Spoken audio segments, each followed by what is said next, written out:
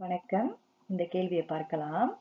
Taman ரியாவில் தலா 600 குடும்பங்கள் வாழ்கின்றனர். அவற்றில் இந்தியர்களும் மலாய்க்காரர்களும் சீனர்களும் அடங்குவர். இந்தியர்களின் எண்ணிக்கை 256 ஆகும். மலாய்க்காரர்களும் சீனர்களும் உள்ள விகிதம் 3:5 ஆகும். அத்தாமானில் வாழும் சீனர்களின் எண்ணிக்கையை கணக்கிடுக. இந்த கேள்வியில நம்ம பார்த்தோம்னா நமக்கு முக்கியமானது குறிப்பு சொல், அது முக்கியமான எண்கள் 600 குடும்பங்கள். அதுல இந்தியர்கள் 256. அவங்க கொடுத்த விகிதம் 3:5. அதாவது மலாய்க்காரர்களும் சீனர்களும் தான். இப்ப அவங்க கேக்குறது தாமானில் வாழும் சீனர்களின் எண்ணிக்கையை தான் கேக்குறாங்க. சரிங்களா? இப்ப நம்ம இந்த கேள்வியில என்ன புரிந்து கொள்ளணும்னா, அந்த தாமான்ல 600 குடும்பங்கள் இருக்காங்க. அந்த குடும்பத்துல 256 இந்திய குடும்பம். அப்ப நமக்கு இப்பொழுது அந்த இந்திய குடும்பம் நம்ம அதை வெளியாக்கணும். அது நமக்கு தேவையில்லை. ஏன்னா அவங்க கேக்குறது மலாய்க்காரர்களும் சீனர்களும்னால நம்ம முதல்ல அந்த 600 குடும்பத்துல இருந்து 256 வெளியாக்கணும். வெளியாக்கும் பொழுது நமக்கு மொத்தம் மலாய்க்காரர்களும் சீனர்களும் கிடைச்சிரும். ஆனா அது மொத்தமா கிடைக்குது. ஆனா அவங்க கொடுத்தது விகிதத்துல கொடுத்திருக்காங்க. 3:5. சரிங்களா?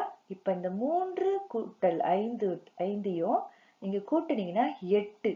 சோ விகிதம் விகிதம்னா அது பிரிச்சுதான் கொடுத்திருக்காங்க. ஒரு பாகமா எடுத்துக்கலாம். சரிங்களா? மலாய்க்காரர்கள் ஒரு 3 பாகம், சீனர்கள் ஒரு 5 பாகம், அப்படி பிரிச்சிருக்காங்க.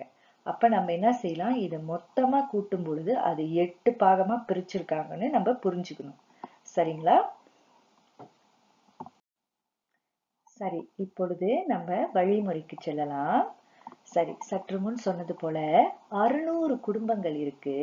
அந்த 600 குடும்பத்துல இருந்து நம்ம 256 இந்திய குடும்பத்தை நம்ம கழிக்கிறோம். சோ நம்ம கழிக்கும் பொழுது இந்த வழிமுறையை பின்பற்றினீங்கன்னா உங்களுக்கு 344 குடும்பங்கள் கிடைக்கும். இந்த 344 குடும்பங்கள் எதை சொல்றாங்கன்னா, சீனர்களையும் மலாய்க்கார குடும்பத்தையும் சேர்த்துதான் இந்த 344. இப்ப நம்ம இதை 8ஆல வகுக்கிறோம். ஏன் 8ஆல வகுக்கிறோம்னா, நம்ம பார்த்தோம்னா 3:5 பிரிச்சிருந்தாங்களே சீனர்களையும் மலாய்க்காரர்களையும். அப்ப நம்ம அதை சேர்க்கும் பொழுது 8. அதாவது 8னா என்ன அர்த்தம்னா 8 பாகம். அப்ப நம்ம அந்த 8 அந்த பாகத்தை தான் இப்ப நம்ம பிரிக்க போறோம். அதாவது இப்ப ஒரு விகிதம் ஒரு விகிதம் எவ்வளவுக்கு சமம் நம்ம கண்டுபிடிக்கணும். சரிங்களா? அப்ப நீங்க என்ன செய்வீங்க, இந்த 344 8ஆல வகுப்பீங்க. நீங்க வகுக்கும் பொழுது உங்களுக்கு இந்த வழிமுறையை பின்பற்றி நீங்க வகுத்தீங்கன்னா உங்களுக்கு 43 குடும்பங்கள் கிடைக்கும். அதாவது ஒரு விகிதம் எதற்கு சமம்னா 43 குடும்பத்துக்கு சமம். சரிங்களா? ஆனா இப்ப அவங்க கேட்டது எதோட? சீனர்களோட கேட்டிருக்காங்க. நம்ம சீனர்களோட விகிதம் பார்த்தோம்னா அவங்க கொடுத்தது 5. சரிங்களா? சரி, அப்ப நம்மளுக்கு தெரிஞ்சிருச்சு ஒரு விகிதம் 43 குடும்பங்களை குறிப்பிடுதுன்னா அப்ப 5 விகிதம் எவ்வளவு அப்படின்னு நம்ம கண்டுபிடிக்கணும்னா கண்டிப்பா நம்ம பெருக்கணும். சரிங்களா? அப்ப நீங்க இந்த எண்ணை பெருக்கும் பொழுது உங்களுக்கு விடை 215 கிடைக்கும்.